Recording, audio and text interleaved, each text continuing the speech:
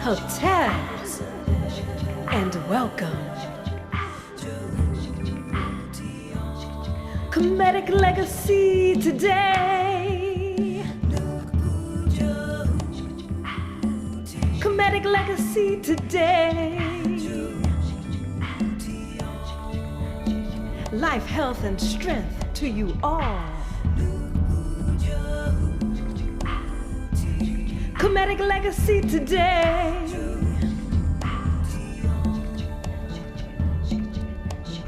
Hotep.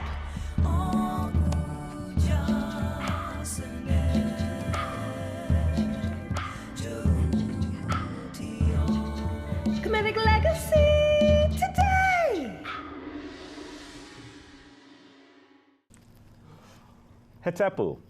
Welcome to Kemetic Legacy Today, your weekly journal of ancient African, ancient Kemetic history and spirituality. My name is Jabari Osaze, also known as Heru Jedin Ma'at Atenra.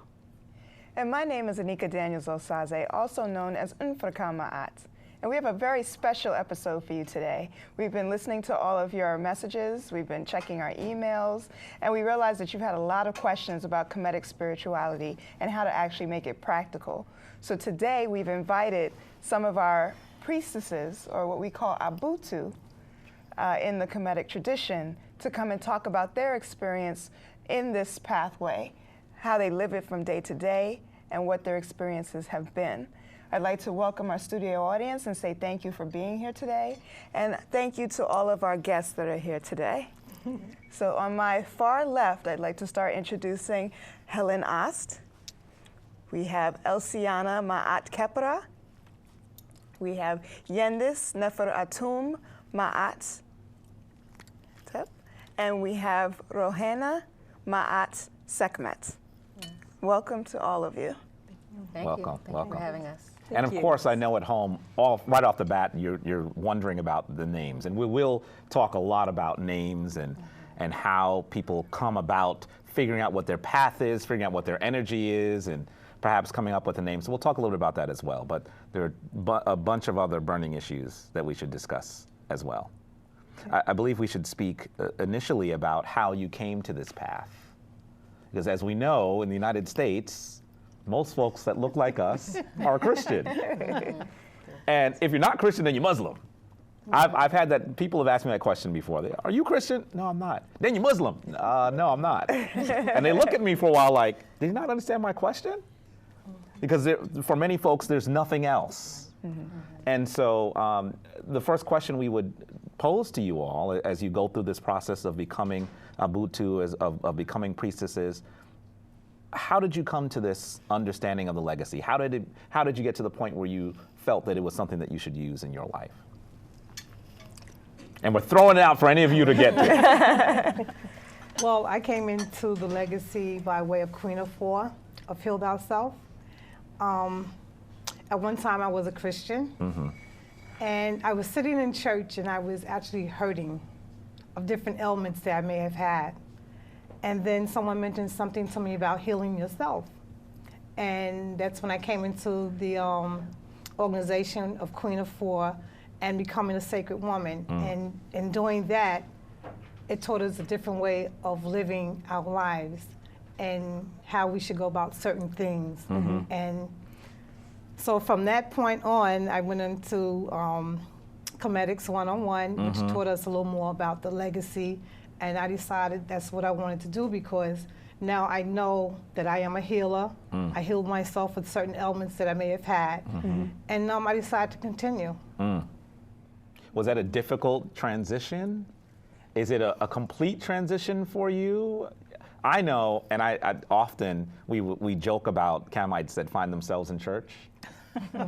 And I know that as much as I've made jokes about it, I have found myself in church on many occasions. Yeah. My family is still Christian. Yes. And so for occasions I'm there, and I was raised in a particular church. I went all the way from my baptism to my confirmation. So when they see me, they assume that I'm still the same person. And so when we have our conversations, sometimes they can be a little unusual. So what has that transition been like? Wonderful. Okay, good. Wonderful. For the simple reason, you know how the preacher says, well, come up if you have any problems, anything like that, to come up and we lay hands on you, give you prayer, what have you. And I must have did that like maybe 4 times. And that 5th time, I said, I'm not doing it anymore. Because everything is always the same. So once I came in with Queen of 4, my ways of eating, my habits, and abstaining from certain things began to change. And then I noticed a change within my body. And it was when I decided to do what I needed to do for my healing. So that's why I say once I started at a certain point, I went straight to it, and I'm good. Wow. Excellent now. Wow. And now all of you are Butu for the Shrine of Patak, Yes. correct? Yes. Which we call karas, or houses of worship. Okay. So now, when someone asks you, is this a religion, how do you respond? I usually say it's a way of life. And then they say, well, what do you mean by that? I said, well, I was raised in a Seventh-day Adventist church myself. And when I was 13 years old, I started to feel like something wasn't right. Like I didn't feel connected. And I would look around the church on Saturdays, and I was just noticing that people were, like, nothing was really changing. Like Helen would say, it's every Saturday, it's every Wednesday, it's every Friday night, but not much was changing. So I told my mom I didn't want to go to church anymore. So I felt like there was always a voice inside me that led me from 13 years old to my early 20s. And so I didn't go to any spiritual houses. I read a lot. I read a lot of spiritual things and other people's spiritual transformations I read about. And that inspired me to want to have that quiet place inside myself. So I walked into Heal Thyself Center about 15 years ago. And once I got there, I don't know if it was the soothing blue on the walls or the paintings of the Kemetic deities, but I felt like I was at home. And I've been there mostly ever since. Right. It felt like my spirit said, okay, this is where you need to be. Right. And like Helen, I've also taken the Sacred Woman Rites of Passage as well. And although the Seventh-day Adventists, you know, they have a certain eating habit already. You know, they don't eat pork and different things like that. So once I learned about vegetarianism on my own, but once I learned the connection, how doing certain things, putting things in your body created ailments, putting bad things in your body created certain ailments. So once I understood how the two went together, from going through Sacred Woman and Heal Thyself, I just felt at home. I just felt at home. And it was the right thing for me. Well, Hannah, I'm going to ask you, I'm sorry to put you on the spot, but in reading your website, I noticed that you actually conduct Sacred Women, women workshops. Can you talk about what that is and what that means? The Sacred Woman Rites of Passage that I conduct, they're a 9 to 12 week initiation for women of color. And we start off with the 9 gateways of ascension for women. We talk about how women relate to the elements, how we relate to the moon, how we relate to knowing how to heal ourselves, heal our relations, heal our families. We talk about how using food heals not only the families, it heals the communities. We discuss in terms of communities how we're so imbalanced due to what we're eating that if we get back on track with how we used to eat, how that can elevate us mentally, physically, and spiritually. We talk about just the role of women, the importance of women, the empowerment of women, that we're so conditioned in this Western society to be patriarchal and to be put down or put in the back. So through Sacred Woman, we learn to lift our self-esteem. We learn to acknowledge our wombs, the wombs of our mind, wombs of our spirit, wombs of every aspect of being a woman or woman. So Sacred Women also, people shy away from it when I advertise that is what I do, because they feel that it is a religion. Like Yenda says, it is a lifestyle, it is a way of life. Sacred Women, I think the predominant women are Christian. Because if you're a Christian woman coming to Sacred Woman, it edifies your life as a Christian. It makes you a better Christian woman. It makes you a better Muslim woman. It makes you a better Yoruba woman. So Sacred Woman is all about being in tune with what being a woman is. And that's what we like to teach. Because once you heal a woman, you heal a nation. That's right. Wow. Too. Powerful. Now, Elsiana, as a holistic health practitioner, you also used to help with colonics, correct? Or do you still do that? No, that was Helen. Oh, that's Helen. I Yes. apologize. Can you Yes. talk a little bit about the process of colonics, why they're used?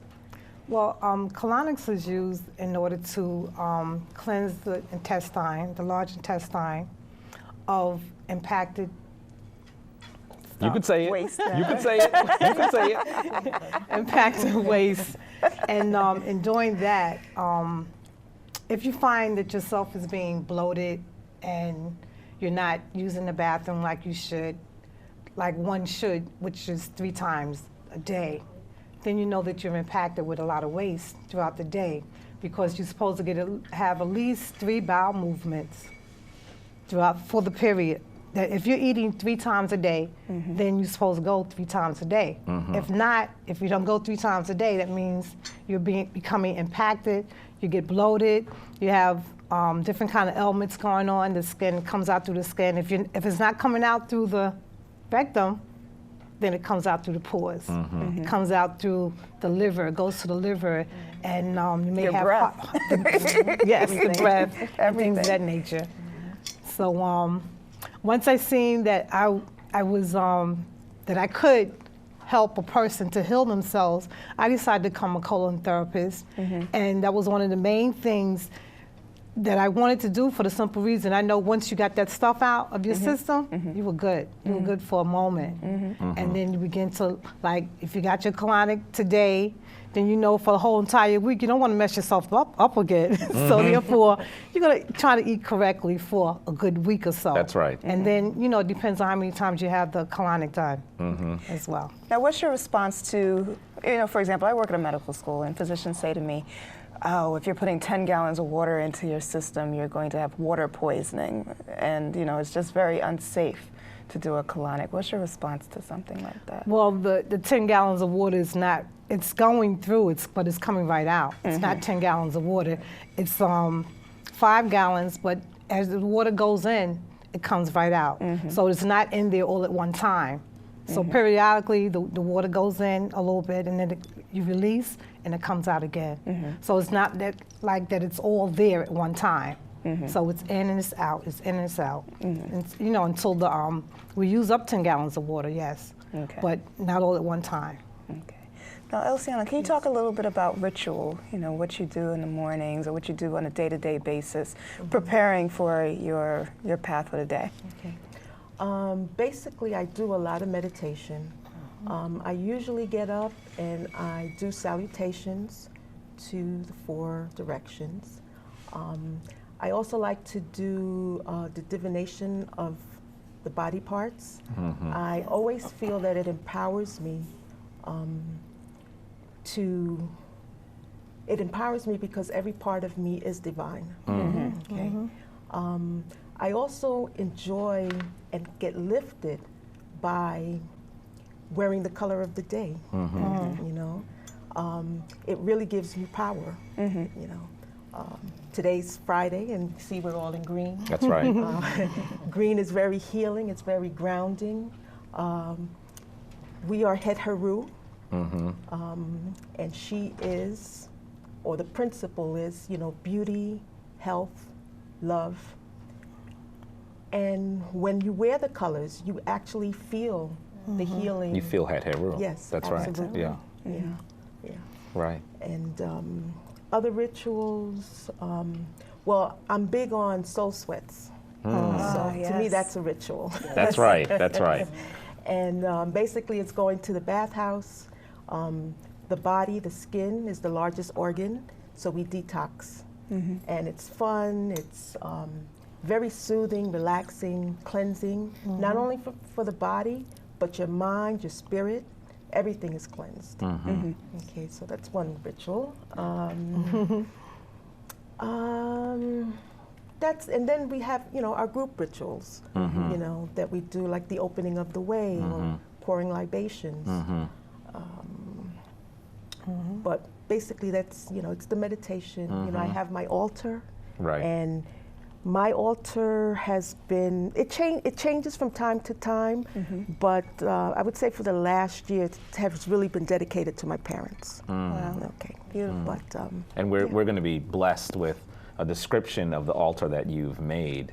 I know certainly you may recognize these people, folks, I should also let you know, because they were the Butu that assisted us in our Ankh ceremony, and they did such a wonderful job. Yes. Anika and I, and hopefully you didn't see this on camera, but Anika and I were really stressed out that day because there was so much to do, and it seemed like we had 6 hours and then we had 1 hour. I'm not sure where the other 5 went, but once we came into the space and we saw how the Butu cared for the space before we even got there, everything, I mean, automatically, our stress level just disappeared within a few moments.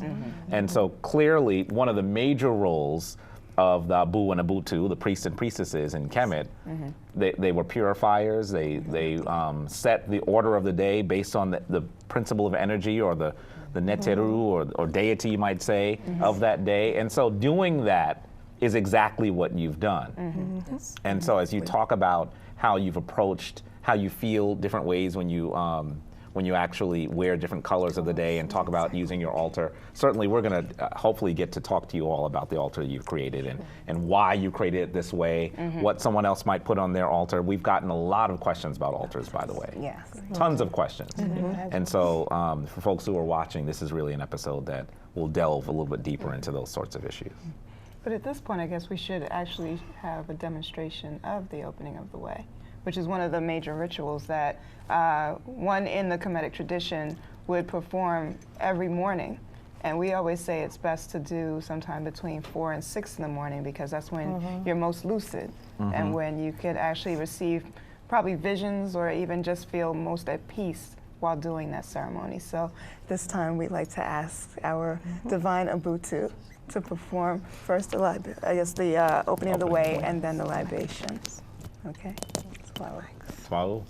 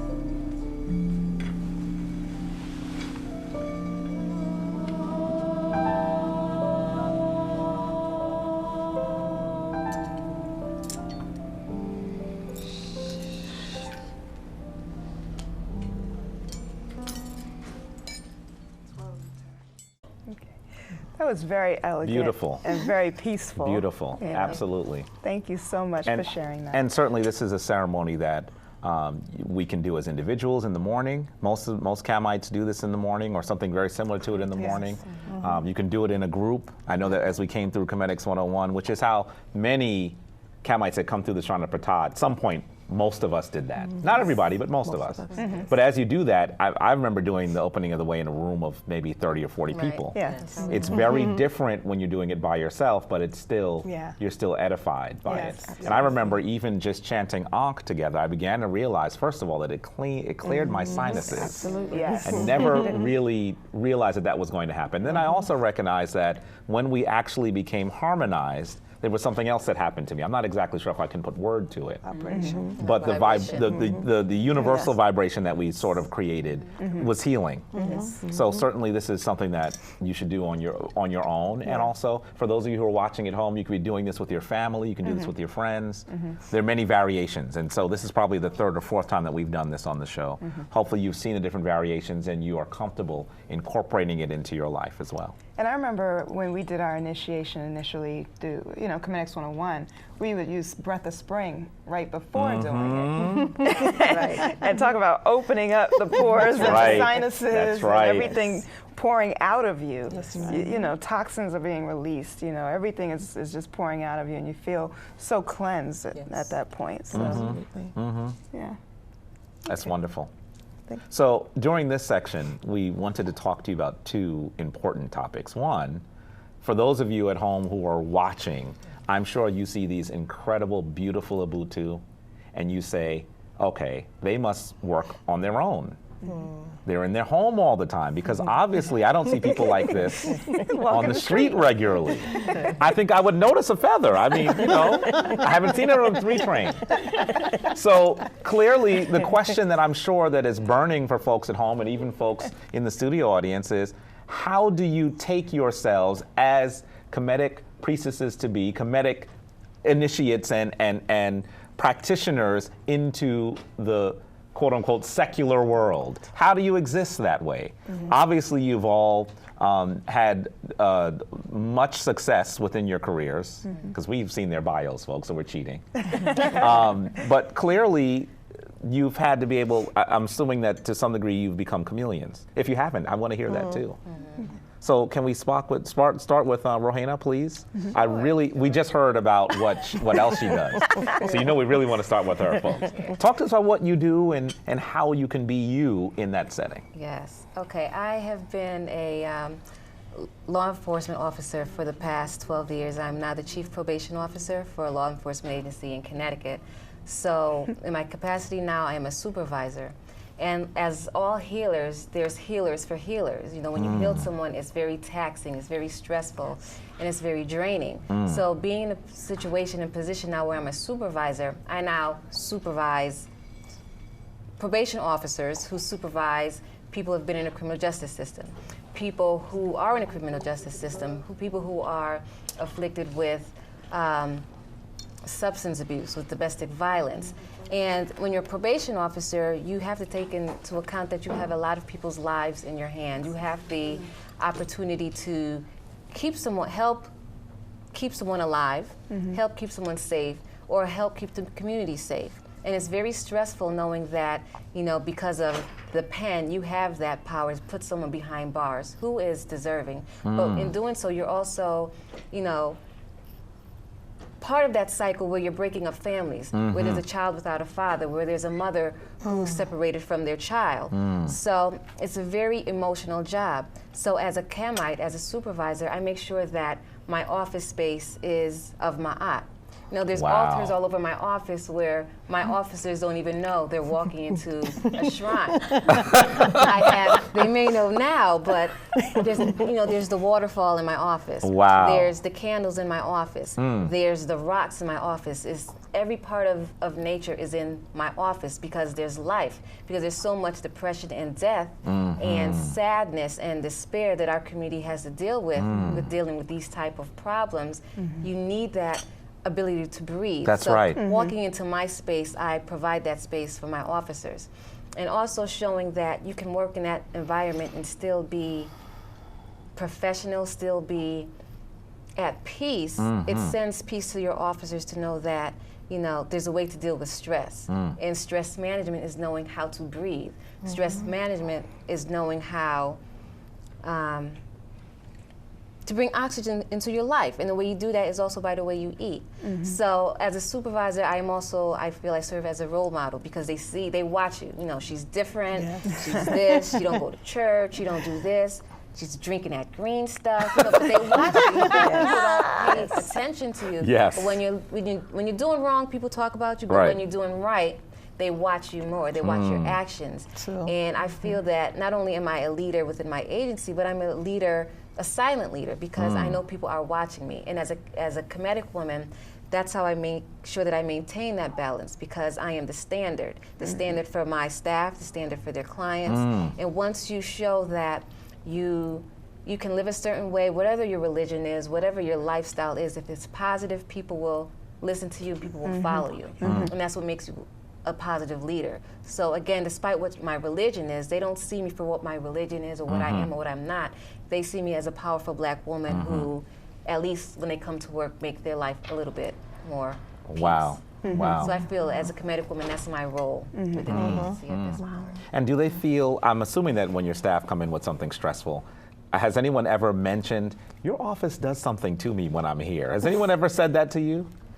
They don't come out and say it, but they don't leave. They'll sit down with a problem and can you review a warrant, and all of a sudden it's, you know, my children, my spouse, and you know, and then the healer comes out. That's because right. I'm now doing what I became a priestess to do, to heal, Your through talk charge. therapy, and you're charging them. So, you know, they don't have to know that you're doing something to them, but it's being done, and that's all that matters. Very interesting. Wow. Wow. Empress Yendis. Yeah. Oh gosh. I apologize for the long bio. That's okay. Why is she no I enjoyed apology the long necessary. bio. And you know, we should say also that when Anika and I came through Chemetics 101, we actually were in the same class with Empress Yendis. So we've known her the longest of the folks that are here. But it's always exciting to see someone's bio because you think you know someone. You begin to realize that there's so much that you don't know. And so there was so much that we didn't know. I did not know you were from Barbados at all. No. So there's so many things that we did not know. So we appreciated your bio. And then we checked out your Facebook pages. Oh, her Facebook I page. saw is that incredible. dynamite picture of you as a belly dancer. She's been talking about and it all those cut up for the muscles. last few days. She called me, and I was rushing, and she said, "Did you see Yendis' stomach?" And I said, "Wait a minute. Now, why would I have seen Yendis' stomach? I'm sure her husband, her mate who was in the studio, would have a problem with me."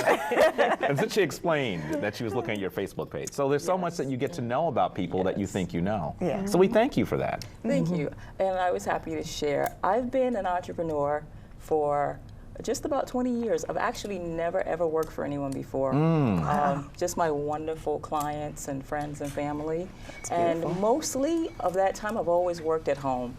I created, with the help of the creator, I've created a vortex in my home for healing. And I'm a natural hair practitioner. That's the umbrella under which I do so many other things, as far as through counseling my clients while they're sitting getting their hair done.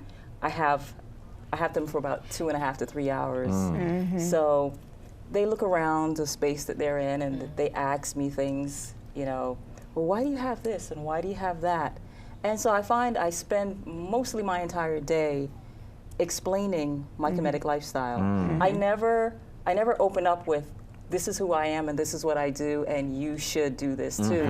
I ask them about themselves, because since I don't get a chance to really leave the house, I am so happy when people are coming in, and I find it very interesting. I've met so many wonderful people over the years to come in and share their stories, and I've learned, you know, each one teach one. I've learned a lot from them. But they'll not want to talk about them because they find me so interesting and they find my home so interesting. So I share the Kemetic legacy every day, from, well, why do you have that color candle? And why are you wearing this? And you have a lot of those all over your house. You know, recently a young lady asked me because she came into the kitchen and she saw one on the altar. When she came through the front door, she saw one on the door, and then she saw it on me, and she saw it in front of her when she sat down to get her hair done. So I explained about the top of it being the womb, and the crossbar being the children, and the bottom part being the male principle. And I took her through the other parts of it because that symbol is so balanced. You can tell many stories breaking down that symbol. So it's so, the practice of my work, grooming hair, massaging scalps, relaxing people, they always comment that they feel so much lighter when they leave. You know, they come in and they're like, oh man. And when they leave, they're like, charged. So they're getting the healing without me saying I'm doing something, like she said, just talking and touching them. And people aren't being touched in a healthy, healing way a lot of times. That's right. So they're getting the nurturing from me, and I love what I do, so that even amps it up even more. The fact that I'm loving what I'm doing. I'm not dreading getting up and getting to work every morning. You know, I look forward, I look in my schedule, and I said, oh, so-and-so is coming today. And I remember these clients, their stories. Some of them have been with me for 18 years. Wow. Every month, every 6 months. And you only look 18 years old, so how does that possible? I know. Thank you.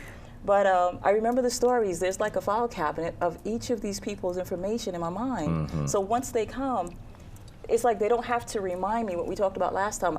I said, so how is so-and-so going? I remember the children. I remember what's going on with grandma. So it's more than just doing hair, exchanging currency. There's a relationship going on. That's right. Yeah.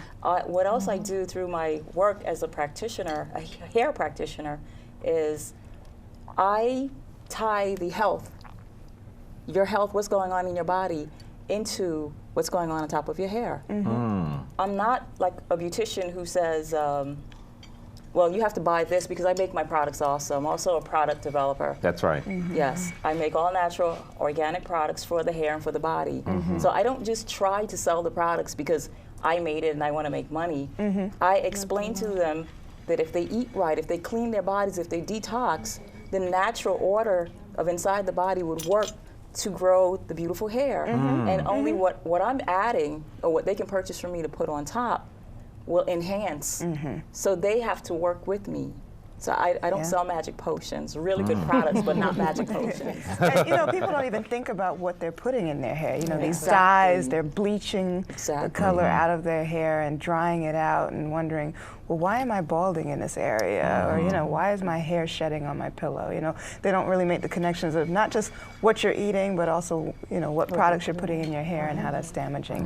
I have a chart of the head, and I show them when they tell me, oh, my sides are leaving, or I've lost them, or the top of my head, or the back, and I show them on the chart what organ in the body is blocked or needs energy. Wow. And that's why that area is weak.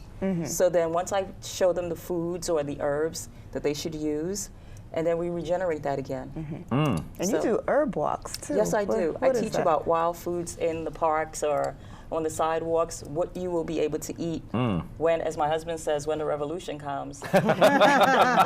You need to know what to eat when you can't have, when you won't have things in your refrigerator, when the supermarkets don't have food.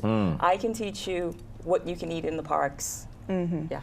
Wow. As soon as the period of the year becomes accessible for us to do that, we would love to be able to focus that on Yes. the show too. Wow. Yes. Yeah. Because that's going to be very interesting. It I think is. you do it mostly in Prospect Park as well. Yes, So for far. those of you in Brooklyn who are watching, and those of you watching all over the country, you should know that. Right. You know, she's not going to, you know, Whole Foods and showing you what you can eat. She's going to a municipal park. And you can actually walk out of the park, well, maybe I shouldn't say this on camera, with bags of food. Free? It's just Yandis and the squirrels. Wow, incredible. You can go home and make a really nice wild salad and have salad for days from the park. and it replenishes itself, so you're not going That's to right. take too That's much. right. That's right. So it's replenishing. It's living food. Yes, it is. That's right. Yes, it is. You're not killing it. And so. what you get from the food, the frequency that you get from the food is higher because nature is taking care of that food outside. You know, the soil is richer, the sun is getting the rain and everything. So you actually feel it. You know, the energy is more vibrant from wild Amazing. food. Wow, beautiful. Amazing. Sister Elsiana. Well, unlike my Sinettes next to me, I work for corporate America. And I really, we noticed that. We talked about it. How does that work for you? It's very difficult. It's very difficult, not for me per se, Right. but for me to reach out and help. It's very difficult because the walls are up. They're always right. up. And instead of people opening up to me, there's always a resistance. Okay, and I try to be as calm, and I try to be. I mean, I dress a certain way, which corporate America they just don't go for it. But because I've been there so long, I've been there for 29 years. 29 years, that's right. I could at least, I mean, I got a little pull. That's right, that's right. It's called tenure. Yes, exactly. But there's always the comments, the comments, well, why this or why that, but I got to just put that behind me. My healing isn't in the workplace, it's outside, in the community, and just trying to get people healed, because I think the basis of this whole spirituality is in healing yourself. That's right. When I came to this, on this path, it was through Queen of Four. I mean, I went for healing. I didn't go for anything else. I wanted some healing. Right. And through that process, I was able to heal myself. And I was able to understand how fasting clears your mind, and so I was open for whatever, for whatever came. That's right. And having been a Sacred Woman Initiate, that's where I learned all of the Kemetic, I was just so curious. It was like, wow. It's like, I just couldn't believe that all this information was out there, and we didn't have it. You have to actually look for it. It's not available, So after the initiation, I worked with Queen of Four in her womb spa. I did a lot of preparing food. That's right. Preparing food. Big difference. Exactly. And that was my way of healing people, just letting them know that there's a better way, that there is a path out there, that you don't need to ingest all these, the meats, Artificial, the toxic foods. There are ways, The transition was a little difficult for me, but like I said, once you get the clarity, you're on the right path. That's right. That's right. And again, like the soul sweats, that's something that I'm an avid fan of, and just using the elements. It's That's really right. using the elements to clean yourself, to detox. I had an experience in Costa Rica a couple of years ago. My Sinette here and I, we went to the hot springs. And I mean, it was just so awesome that this water, this rainwater, it's coming from the volcanoes. Wow. Hot water. And you could just actually feel the pull, the pull of the And that's where your toxins. family's from, Yes, correct? yes, I was born there. I don't think I knew anyone from Costa Rica before. Now I know Now two. there's two. And it's really funny that we're kind of like related. Really? And we didn't know. Yes. Wow. Yes. I mean, our families, they've known each other, That's right. and a cousin of a cousin is married to a cousin. Yeah. So, so we're basically It's amazing how family. that Yes. happens, right? Yes. Great. Yes. Wow. Now, Wow. we've talked a lot about Sacred Woman, just so that the brothers don't feel left out. There is also a Sacred King Man. Yes, I've gone through King Man passage. training as well. Yes, You wanna and talk it was amazing, such an amazing experience. I did it after Kemetics 101, so I saw King Man as almost like the next level for me. It's where I got my name. It's where I began to actually see myself as someone who had almost changed my path entirely. So Kemetic 101, as Baba Heru will say to us all the time, he says it's the toenail in the door. And so Kemetic 101 was the leg in the door. Sacred King Man was a leg in the door. And it was a wonderful experience where you go through each of the 14 Sebketiyu. And it's similar to Sacred Woman in many ways. And so those things happen for both men and women. And I should say, obviously, that for those folks at home who are wondering about what you do, just looking at you here, as you talk about healing and looking at the beautiful, beautiful, beautiful women that are here, including my mate. Clearly, this way of life does something to you. And so I'm assuming that proselytizing is not something that you usually have to do, because people want to know about you. You're different. You know, what is it that makes you so different? And so I'm sure that really is something that comes out as well. Yes. Helenas, we definitely have to hear about how you occur as a Kemite in the secular world. Wow. Well, I was a teacher, educator for about maybe 7, 8 years. And then I felt that I wanted to go into another direction.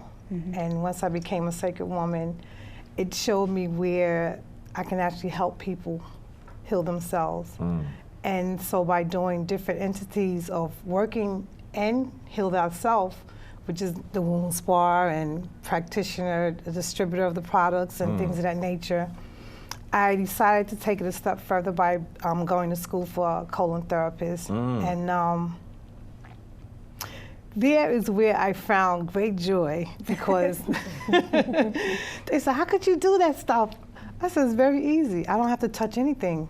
Right. And it was by using the instruments, were very easy, and it's about calming the person down and having them to be comfortable.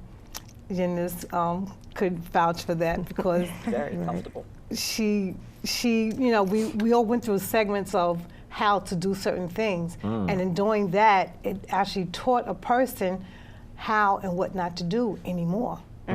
So if they came in, they may have had problems with the skin or different ailments pertaining to the liver and things of that nature. And I actually showed or told them that each part of the body is connected to your intestines. And by doing that, if they came in with a bloated stomach or different things can go on, like with the heart, even the heart and the throat, for that instance. If you clean out the area, you no longer have those problems. That's right. And if you keep it, continue to keep it clean, you no longer have those problems. So for myself, I went in, and before I became a sacred woman, I was weighing like maybe 175. Really? And I had the high blood pressure, I had the numbness on one side. Wow. And so soon as Queen said that you need to change your ways, or tell every sacred woman that you need to change the ways that you're eating, the ways that you're doing certain things in life and things of that nature. So what happened with me, I went straight to it. I went straight to the different foods that I'm eating. I no longer ate any cooked food for like maybe 12 weeks. So within those 12 weeks, I may have lost like 15 pounds, which really did me some justice, because now when I went to the doctor, she didn't have to give me a prescription for the medications anymore.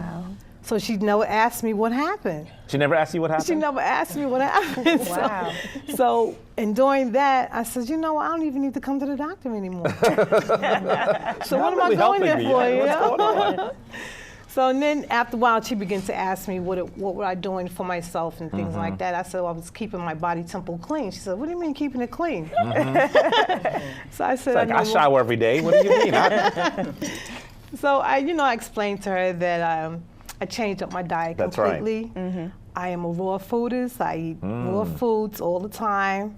Make sure I get my green juices down, and just change up different things that you do throughout the day, and just keep away from toxic situations. It's more calming to the soul. And even my children begin to notice that how different of a person I am. Yeah. Wow. Wow. It's funny because we don't even just do food fasts. We can do talk fasts. To do talk Sometimes when you fast. decide I'm just not going to speak for a certain period of time Yeah. to give myself, my own inner spiritual cleansing. Or people fast. People fast. Right. That's right. You can testify to that. She's Some very good people- at it, actually. You do have to cleanse out of your Right. system because they're bringing nothing but toxic energy to you. They're depressing you, and That's you right. don't even realize it until that person's gone. You're like, wow, I'm feeling great. What happened? That doesn't mean just shed people. Sometimes those people are in a position where they may not be able to work with you at that moment, but they can always come back. Right. Or either just take a break from them. Yeah. Yeah. You need to take care of yourself before That's you're able to right. help other That's people. right. sometimes. They call that divine detachment. Yes. Divine detachment. That's That is right. stolen, folks. You're going to hear it on the show and say, I know I heard that, Sister Sam. Yeah, I stole it. I stole it. That's a great one. That's really a And great one. sometimes in my work, I'll notice a person's energy and I'll know that there's a certain conversation I can't have with them. That's right. And I'll just go into my space and give them the opportunity because they are here to receive a service from me. So instead of me trying to change their mind about anything, I know who it's okay to do that with and who it's not. It's a clear spiritual symbol, significance. So I will go within and be peaceful, but not so detached, lovingly so, but just allowing them the space to be there that day and still give them a wonderful service. Magnificent. Yeah. Yeah.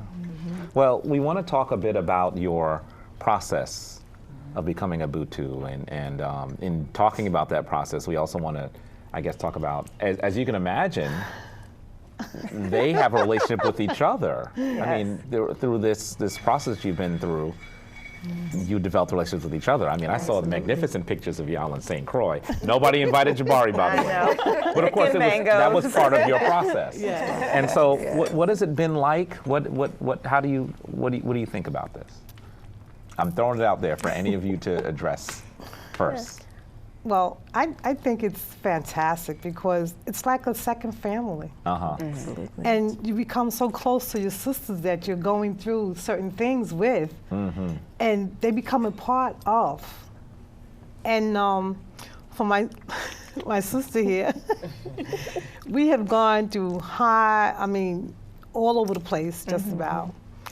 Once we went to St. Croix, we were supposed to be there just for 4 days. So we decided to stay an extra 3 days. Really? Yes. While the rest of us went home. Oh! That's how fast we were so head over heels about where we were. Right. So by staying there those extra 3 days, we really got into each other. And even though we did Sacred Woman together, we never even had a conversation with each other. Wow. So now we're closer. I feel that she's closer to me than my own sisters because we expand that way with each other. And that trip did a lot for us as a whole, and we really got into one another's heads. Found out each other's habits, snoring. Oh, wow. She's calling somebody out. You're not going to know about that at home. Nobody knows who it was. Don't just let it fall. Just let it fall. But it was a great experience. We had opportunities to go to the beach at least 6 o'clock in the morning and just amazing. stay there for the whole entire day. Wow. And just be there. We once went on someone's property, and it was like a palace. And we claimed it. He says, this is going to be our palace in St. Croix. And they had, the amazing thing was, they had the pool there, and they had the 2 Sphinx sitting on the edge.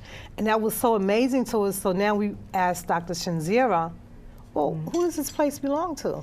Is that ours? Is this where we're going to be? I know, right? So she said, well, okay, we can have it. Just claim it, name it and claim it. Wow. So it was one of those big properties that was empty.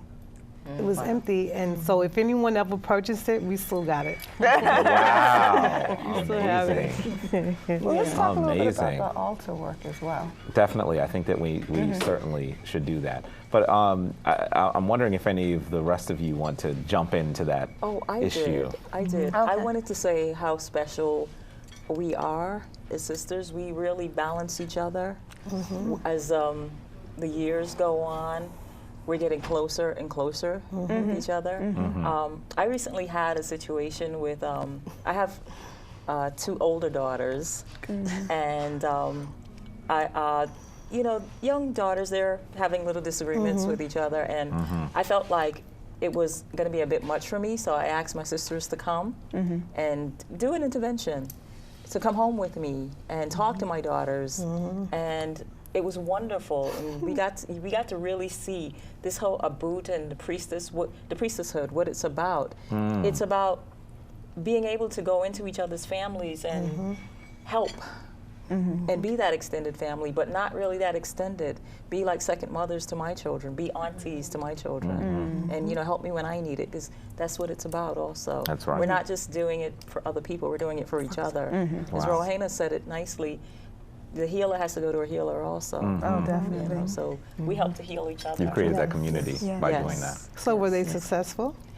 So far, so good. Okay, very good. Yes, thank you. Thank you very much. Wonderful. Yes. And I know you also go to Señor Baba Heru as well. I know on Sundays you used to do rituals together, or we still do. Oh, you still do that? Still do. Okay. He's our guide. He's our guide. He's the elder. Yeah, he's the elder. He's our guide. Where he comes in is the information, you know, because to be an Abutu, you have to know. I mean, you have to know the origins of things, because people will ask you questions, you know. And it's been a hard road because it's a lot of information. And because we have all separate lives, it's just not like, you know, we're being initiated and we're doing this 24/7. That's right. It's very hard, you know. But it's enjoyable. It's very mind expanding. And also, it's hard. It's hard. It's hard. But I think the part for me is the sisterhood. It's the sisterhood, because, like, you know, like Helen said, you know, you could have your own sisters, but it's just, there's something different. Special. I don't know what it is, but I mean, we started out with maybe 15. We were down to 7, Wow. and now we're 5. One came back, so 6. So, you know, but this core, we're the core. Right. You know, we're the core. Right. Right. 4 directions. 4 I wanted directions. to mention, we talk about Baba, who is our elder. Our foundation was Sacred Woman through you know, Queen Afua. But the beauty of our circle and our training now is that our elder guide is a male. So it's just amazing having Baba Haru as our teacher, because we're learning so much about ourselves from a man, from a male's perspective. And just the information that a man can offer a woman about relationships and about ourselves and you know, things that women don't know, it makes us need to learn more about our bodies as women, as far as, you know, just compatibility with men and you know, sexual cycles and creation, you know, and just the creative energy. And we've learned so much about our female power and feminine energy that we can now tap into. That's right. To come forth and shine. And you are shining. You are Having shining. that balance as a Right. elder male and an elder female guide has helped make us more well-rounded women as well. Wonderful. And as teachers for other women Right. and younger women. Wow. And that's the beauty of the Kemetic tradition, that it's all about balance and Right. making sure that you include both the masculine and the feminine energy in That's right. everything you do to That's make right. it ma'atical. Exactly. Yeah. Okay. Wonderful. So we give Baba praise and thanks for being there and being our guide. That's right. Because he always let us know. So you are the ones. We are the ones. That's right. We are the ones. That's right. Yeah. Wonderful. He's a So- very honorable elder. Yes. Very to be upheld. Oh yeah, oh yeah. We've all gotten a lot out of that experience, and I know that he married Anika and myself. I mean, obviously he's not only our priest now, our high priest now, as he's named us priest and priestess. He's our high priest. Yes. He's the priest to the priest. That's right. In many and priestesses, but in addition to that, he's become a family member. So we talk about everything, and it really has been very interesting seeing a spiritual person and being very close to them. Yes. Because you even see those things that they are working on. You see those things that they've conquered that you think That's you'll right. never be able to conquer. That's right. I mean, it's amazing to be able to be to have the tutelage of that person, be under the tutelage of that person, because it helps you understand what your path is. Exactly. Because you can even see how far along they are on their path. You're like, wow. Right. Will I ever get there? That's Will I right. ever, That's but right. like they said, you never arrive. No, You no, never it's the arrive. About the process. journey, It's yes. the It's the process. journey. That's right. Exactly. Yeah. Amazing. Well, let's talk about the importance of altar work. I know you mentioned having altars at your place of work, but also having an altar at your home or wherever you may be. Can you talk a little bit about what we have here and what that means to you? Our altar represents the elements, the 4 elements: air, fire, water, and earth. Let's see, we have imitation fire there. And it's only imitation, folks, because we can't have open flames in the studio. That's right. So you have imitation fire in the form of the candle, I'm assuming? Yes. Yes. Yes, wonderful. Okay, you can do the next. Well, we have the shell with the sage. Sage is a very cleansing herb, and it purifies space. It purifies your aura. So we always have that. We have the ankh, life, the plant, the green, and the ma'at feather. The ma'at feather. She did it all, right? She said, I'm gonna hook it up. All right, go ahead, Yendis. She's like, give me some. Okay, we have the green also on the altar, which is for life and beauty, the principle of Het Heru as well. And on top of that, we have it placed on a white cloth, which is for clarity. And we have the tuning the bell, which helps to, when you ring it and you make the circular motions, you help to, the vibrations tune the atmosphere. That's right. I know that we recently had Dr. Janzira on the show. And we were frazzled because as we were today, we were having difficulty in our control room with some of the technical end of it.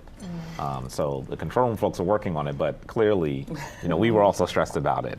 And she simply set the tone, as we set the tone in the control room, she set the tone with the bell in the studio. And after that, everything just was very smooth. So, and certainly, as you talk about Het Heru, you know that sometimes we do either Asar or Het Heru on Fridays. So you see Asar there. For some of you say, why is Asar there? It could be both. But clearly, you have a bell, which is also a musical instrument, on a day that you would be dealing with Het Heru, right? Dance. Right. Yes. And you also have what they call the sistrum. I'm assuming that's what Rohana's going to talk about, though, right? Don't steal her thunder. Go ahead. No, I was going to talk about other types of altars, but Oh, wonderful. That's good. Okay, so let's talk about the musical instruments as well. So we have, Anika and I we just recently figured out the Kemetic phrase for that type Of sistrum. of sistrum. I think it's seshesha. Sesesha, I believe is the word, right? Because, of course, sistrum, as you hear the UM sound, is something that would have that's Roman. And so, as we know, that energy, the Het Heru and Ast energy, went all the way throughout the Greco-Roman period in Kemet after we were no longer in control, and found its way into all of the other spiritual forms today through that way.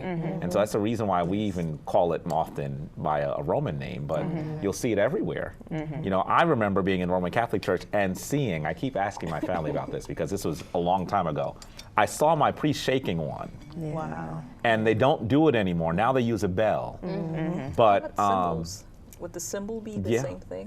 it came through, and this is something that we're doing a tour that will describe more of this in the Metropolitan Museum. But it's called The Pagan Origins of Christianity, not because we consider ourselves pagans, but because if we call it pagan, then someone's going to think it's controversial and come to the tour. So that's the only reason we named it that way. Well, that's really the only reason. But we have to remember that some of the words that we use, we don't always know the origins of. Exactly. And the word pagan was not originally a negative term. No, it wasn't. Right? Right. So, but unfortunately, words have been taken and switched and used in very, negative very ways. different ways. Just like for Voldoon being being called voodoo and being put in horror movies. Yeah. That wasn't its original purpose. Absolutely. She's absolutely correct. Yes. But on that tour, then we will begin to discuss how these elements came from Kemet, filtered themselves into the origins of the Western world, and are still present today. And unfortunately, we don't give any credit to those folks. So it's beautiful to be able to do that. So you were going to talk about other altars as well. I was just going to briefly mention that we have this beautiful altar, and I spoke about the altars in my office, but there's also, you know, ancestral altars that we need to maintain. When we speak about Kemet and legacy, you cannot speak about those two things without recognizing our ancestors, because we deal so much with life and death and life after death that altar work is all about energy, and it's about energy to sustain life. That's So right. the reason why we create ancestors' altars is because we need to remember the shoulders of the people that have passed before us. Because Wonderful. we live through their legacy. We live through their challenges, through their trials. And from their strength is our strength. So we need to always acknowledge our ancestors, because it's their wisdom, their pain, their trials from why we exist and how we elevate. Thank you. So, Now we figured that we'd get into an interesting area, because we always get a number of questions that are burning on the minds of folks who are not familiar with Kemetic spirituality. And here we have the opportunity to speak to 4 individuals who are also focused on this path. So we figured we would pepper you with hot topics in this instance, the topics that may be burning on the minds of our audience. that's right. And so we're thinking of this as a rapid fire round. We're going to keep the questions are going to come. We want to get what you think about it, but we're also looking for the shortest answer as possible as well. Okay. Make sense? Yes. Wonderful. Okay. I know with that we have someone from our audience that had a question. Please come forward and tell us your name and your question or your comment. Yes, it's a pleasure to be here in the company of the gods. I would like to know whether the ibis bird was truly emblematic of the enema. I would like to know whether there is magical properties in holding the ankh. And I would also like to know whether there were any magical healing powers that was performed in ancient time that is not performed today. Thank you. Wow. Now, brother, you know that is actually like a whole show. Yes, indeed. Thank you. So definitely we'll talk about that. You didn't tell us who you were, though. Oh, Saeed Saladin. Wonderful. Wonderful to Thank see you. you. Thank you so much. Yeah. Does anyone want to answer those questions? I'll answer the one about the Imusburg. Yes, Okay. please. Well, that's where the colonics all began. High priestess, they came upon the bankside and they seen the bird, the Imus bird, take water from the river and go behind himself. And after a while, once he spewed the water into his insides, His rectum, right? Yeah. his rectum, then things begin to fall out. So, and then someone else seen it, and then someone else seen it. So back in the late times, judges used to sit up in their what do you call it, where they sit up on the A dais or what? behind Judges? their stand, behind Okay. the judge stand, Right. and they actually be giving themselves a colonic. Really? I've Yes. never heard that one before. Yes. That's very interesting. So while they're talking and speaking with different people that may have gone through criminal negligence or what have you, Right. they would be sitting there on the alphabetics giving themselves a colonic. Wow. So it all came from the Imus bird, Right. and that's what he actually did. He took the water, Wonderful. drained the water, put it in his beak, and then put it in That's his right. mouth. That's right. I think the oldest description was from Pliny the Elder, actually is the one that describes that coming from Kemet. Because unfortunately, much of our way actually was lost when we lost some of our great libraries. And so it's interesting that sometimes we have to go to Greeks and Romans who were at least there around the time to tell us about some of the things that we did, Right. because some of our descriptions have not been found. And so that's I think it's very interesting that that's taken place. Yes. Someone want to I could touch on one of the questions he's had. Wonderful. He asked. Throughout the evening, we've been talking a lot about health and healing, but it played such a significance in our Kemetic times because you had to be healthy and fit in order to rule. And one of the rituals was the festival of the Hebset festival. And the Nasut, the king, they had to show their health and their strength. So they would run laps and laps because they had to prove that they were fit to rule. Because usually a community, they're going to do as the Nasut, the king, the queen. They're going to live like them. They're going to eat like them. So when your ruler is of sound mind, body, and spirit, you're going to follow them. So they made sure that they maintained health. And health was maintained also by, you know, the embalming and the organs, because you had to judge not only the person in their duties and the way they ruled, but you also judged them by how their insides looked. So in order to be a ruler of Ma'at and Ma'atin ruler, you have had to have eaten that way. Wonderful, wonderful, wonderful. The other question on the symbolism, we're going to ask our audience member to look at. There have been several shows that we've talked about sacred symbols, and so we'll actually also show you which episodes you can even watch online. That will help you get some of that answer, because we've done a number of lectures on it, and we think that they're profound. Hopefully you will as well. I think we have another question. Greetings, everyone. Greetings, greetings. How you doing? How are you? Yes. Name is Stephen Good, and I have a question about the jewelry that I see everyone wearing. And I noticed the women have on the collars here, and I'm very curious, you know, what's going on with the collars. And as Kemites, the jewelry, is it very important? It seems like, do you wear it every day, and what does it mean for you? Excellent question. Excellent question. Of course, he's a ringer, but excellent question. Because we know him already. So, who would like to deal with that issue? I knew a lot of people wanted to jump on that one. I even know Anika wants to talk about that. But you know, remember the rule. So let's see, who do you? I'll answer it. Yes. I'll answer it. The jewelry, as we lovingly call it, through Baba Haru, they're empowered with ancient energy, spiritual energy, his energy, the knowledge, the wisdom. So they're actually like altars for us.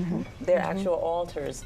Each symbol represents a different Synergy. different synergies. So when you put them on, it's almost as if you're tuning yourself. When you put each one on, you're setting the tone for your body, for your mind, and your spirit for that day. I don't wear mine every day, but I wear it most of the time, especially going out, because it's also a shield of protection. It's also not to keep people away. It's inviting as well, because people are always curious, and it's a way to share the legacy. Because it's like giving a class each time someone asks. Wonderful. I break down each thing, and I teach a class. So the jewelry is very important. Right. It's not just decoration, and it's not frivolous. Wow. There's so many other topics that we would love to talk to you about, but we're running really short on time. So at this point, we want to just say thank you. Thank you so Divine much. Tuwa. We want to just say that you all have enlightened our audience. You've enlightened us. It's always wonderful to spend time and to talk with other folks who are on similar paths, because it edifies you. And so we really have enjoyed this moment. I think it's one of our best shows. I'm sure at home you're thinking that as well. And so we would love to have you back on some other topics as well. Definitely. Because there are tons of things that we could talk about. Yeah. And so with that, I think that we will need to move. Yeah. Well, with that, thank you so much, Twa'u, as we say in our ancient language of the Medu Nter. So we are so appreciative of you being here today. We'd also like to say thank you to our studio audience. Thank you to our viewers at home. For more information, please visit our website at www.kemeticlegacy.com, or you can also go to www.centerforma'at.com. Also visit our Facebook page. All the questions that you have burning in there that you didn't get to hear today, please send us those questions, and we promise that we will give you the answers to those questions. So feel free to send it on Facebook or to email us at info@centerforma'at.com. And as we always say, the divine force in us greets the divine force in you. Hatepu. Anhu Jasaneb, life, strength, and health. Thank you for watching Kemetic Legacy today. Thank you.